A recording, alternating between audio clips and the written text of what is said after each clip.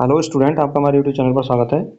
दोस्तों, आज हम प्राचीन भारत इतिहास के बाद मध्यकालीन भारत इतिहास के बारे में बात करेंगे और एनसीईआरटी क्लास 7 का अध्ययन करेंगे। क्लास 6 की जितने भी चैप्टर थे वो हम पढ़ा चुके हैं, तो उन सभी चैप्टरों को आप देख लें। और क्लास 7 की जो पहला चैप्टर है प्रारंभिक कथन, हजारों वर्षों के दौरान परिवर्तनों की पड़ताल। देखिए, बेसिकली जो मध्यकालीन भारत है वो क्लास 7 में है और आधुनिक भारत क्लास 8 में है और प्राचीन भारत है क्लास 6 में। तो आज हम मध्यकालीन भारत के बारे में बात करेंगे और इसमें ये देखेंगे कि मध्यकालीन भारत में क्या क्या चेंजेस हुए, क्या क्या परिवर्तन हुए और उन सभी परिवर्तनों के दौरान हम मध्यकालीन भारत को किस तरह से पढ़ेंगे, इस चैप्टर में बताया गया है। तो चलिए हम शुरुआत करते हैं। चैप्टर का नाम है प्रारंभिक कथन, हजारों वर्षों के दौरान परिवर्तनों की पड़ताल। देखिए, बुक्स में बताया गया है कि 13वीं शताब्दी में मिनहाज ए सिराज ने हिंदुस्तान शब्द का प्रयोग किया। अब देखिए, हिंदुस्तान शब्द का प्रयोग वर्तमान का जो भारत है उसके लिए नहीं किया गया था। वो कौन से क्षेत्र के लिए किया था? पंजाब, हरियाणा, गंगा यमुना के बीच के इलाकों के लिए हिंदुस्तान शब्द का प्रयोग किया था। और अगर हम राजनीतिक अर्थ में बात करें तो सल्तनत वाले जो इलाके हैं उन सभी इलाकों के लिए हिंदुस्तान शब्द का प्रयोग किया गया।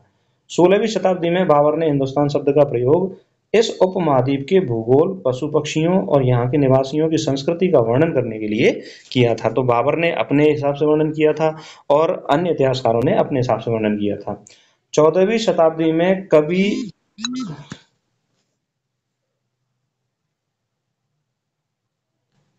14वीं शताब्दी में कवि अमीर खुसरो ने हिंद शब्द का प्रयोग किया था यहाँ के रहने वाले निवासियों के लिए और यहाँ की संस्कृति के लिए और इस क्षेत्र के लिए हिंद शब्द का प्रयोग किया था। अब हम बात करें मध्यकाल के बारे में। जानकारी हमें सिक्कों, शिलालेखों, स्थापत्य का मतलब है भवन निर्माण कला तथा लिखित सामग्री से मिलती है। मध्यकाल में कागज सस्ता हो गया और बड़े पैमाने पर मिलने लगा। उन दिनों छापे खाने नहीं थे, तो लिपिक या नकल नवीस मतलब जो पांडुलिपियों की नकल करते थे वो लोग हाथ से ही पांडुलिपियों की नकल बनाते थे या प्रतिकृति बनाते थे, दूसरी कॉपी बनाते थे। और इन पांडुलिपियों को पुस्तकालयों और अभिलेखागारों में रखा जाता था। तो प्राचीन भारत में जो भी पांडुलिपियां लिखी गई थी और उन पांडुलिपियों में नकल की गई थी, तो वो उनको देख देख कर दोबारा उन पुस्तकों में उतारा जाता था और इनको बड़े बड़े पुस्तकालयों में, अभिलेखागारों में इनको सुरक्षित रखा जाता था। जियाउद्दीन बर्नी ने अपना वृत्तांत पहली बार 1356 में लिखा और दूसरी बार 1358 में लिखा। इन दोनों के वृत्तांत में क्या है अंतर है? इसका मतलब यह है कि समय के साथ जो है इतिहासकार भी अपनी कुछ बातों को उन घटनाओं के अंतर्गत जोड़ देते थे। अब हम बात करें मध्यकालीन भारत में आर्थिक, राजनीतिक, सामाजिक और सांस्कृतिक परिवर्तन कौन कौन से हुए। देखिए, सिंचाई में रहट का उपयोग होने लगा, कताई में चरखे का उपयोग होने लगा, युद्ध में अग्नियास्त्रों का उपयोग होने लगा। अग्नियास्त्रों का मतलब है बारूद वाले हथियारों का उपयोग होने लगा। खान पान में आलू, मक्का, मिर्च, चाय और कॉफी का उपयोग होने लगा, जो कि प्राचीन काल भारत में इतना नहीं होता था। और राजपूत समुदाय का उदय हुआ और यह 8वीं शताब्दी से और 14वीं शताब्दी तक राजपूत समुदाय का वर्चस्व रहा मध्यकालीन भारत के दौरान। राजपूत शब्द राजपुत्र से बना है, जैसे राजा का पुत्र से निकला हुआ शब्द है। इसमें राजा, सामंत, सेनापति और अन्य बड़े बड़े राजाओं के अधीन काम करने वाले सैनिकों को राजपूत कहा जाता था। वास्तव में यह क्षत्रिय वर्ण होने का क्या करते थे? दावा करते थे। राजनीतिक दृष्टि से मराठा, सिख, जाट, अहोम, कायस्थ, कायस्थ किसे कहते थे मध्यकालीन भारत में? लिपिक तथा मुंशी का कार्य करने वाली जाति को कायस्थ कहा जाता था। इंपॉर्टेंट है, परीक्षा की दृष्टि से पूछी जा सकती है। इन्होंने मध्यकालीन भारत में अपनी अपनी सत्ता स्थापित करने के अवसरों का क्या हुआ? लाभ उठाया। आगे हम बात करें कि और क्या क्या परिवर्तन हुए सामाजिक दृष्टि से और आर्थिक दृष्टि से। देखिए, जंगलों की कटाई से खेती का इलाका बढ़ा और वनवासियों को मजबूर होकर अपना स्थान छोड़ना पड़ा। कुछ वनवासी जमीन की जुताई करने लगे और कृषक बन गए। कृषक कर चुकाने लगे और मालिकों की बेगार भी करते थे। तो धीरे धीरे जो कृषक वर्ग है वो धीरे धीरे क्या होता चला गया? गरीब होता चला गया। लोगों को जाति और उपजातियों में बांटा गया और समाज में ऊंच नीच का दर्जा दिया गया कि ये उच्च जाति के लोग हैं, निम्न जाति के लोग हैं। जातियां अपनी सभाएं कर अपने अपने नियम बनाने लगी और इन्हें जाति पंचायत कहा जाता था। देखिए, वर्तमान में भी कुछ जातियों में जाति पंचायत होती हैं, तो वो जाति पंचायत मध्यकालीन भारत में क्या हुई? शुरू हुई। कई गांवों पर मुखियाओं का शासन होता था और मिल मिलाकर वे राज्य की किसी राज्य की छोटी इकाई होती थी। तो मध्यकालीन भारत में भी जो ग्राम थे वो प्रशासन की सबसे छोटी इकाई थी और उन पर शासन करने वाले लोग कौन होते थे? मुखिया। अब हम बात करते हैं मध्यकालीन भारत में क्षेत्र और साम्राज्य। देखिए, मध्यकाल में चोल वंश, तुगलक वंश और मुगल वंश का उदय हुआ।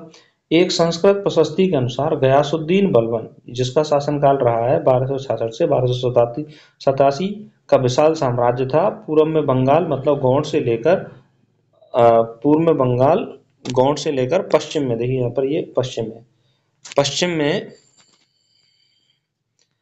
अफगानिस्तान की गजनी और संपूर्ण दक्षिण भारत यानी द्रविड़ भी इसके इलाके में आता था। एक इम्पोर्टेंट बात है, 1318 में अमीर खुसरो ने बताया है कि संस्कृत एक प्राचीन भाषा है, इसे ब्राह्मण जानते हैं, आम लोग इसे नहीं जानते।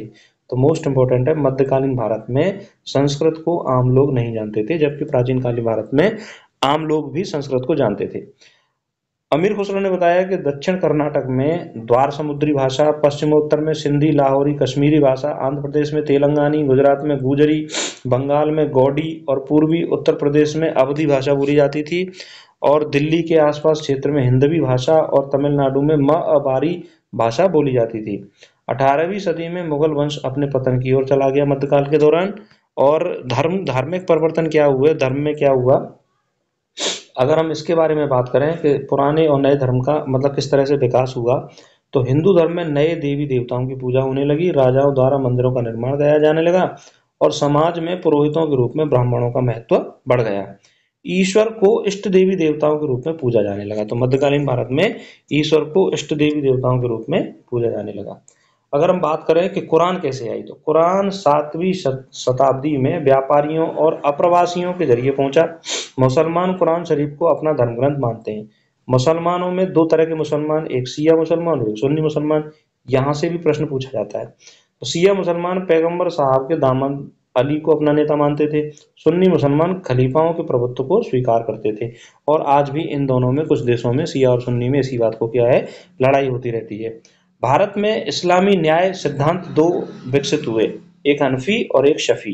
तो हनफी न्याय सिद्धांत और शफी न्याय सिद्धांत जो थे वो इस्लामी सिद्धांत भारत में विकसित हुए मध्यकाल के दौरान।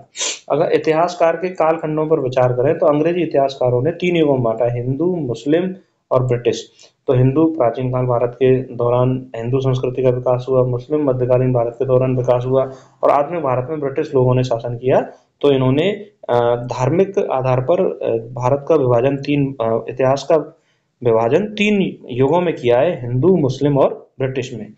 अन्य इतिहासकार के बारे में बात करें, प्राचीन भारत में इतिहासकार मानते हैं कि मानव शिकारी और संग्राहक था, कृषि कर्मी बना, फिर शहर और ग्रामों का विकास हुआ, राज्य और साम्राज्यों का विकास हुआ, जो कि हम क्लास 6 में पढ़ चुके हैं। मध्यकाल में क्रस्त समाज का विस्तार होता है, क्षेत्रीय साम्राज्यों का उदय होता है, हिंदू और मुस्लिम इस्लाम धर्म का उदय होता है और यूरोपीय कंपनियों का क्या होता है, भारत में आगमन होता है।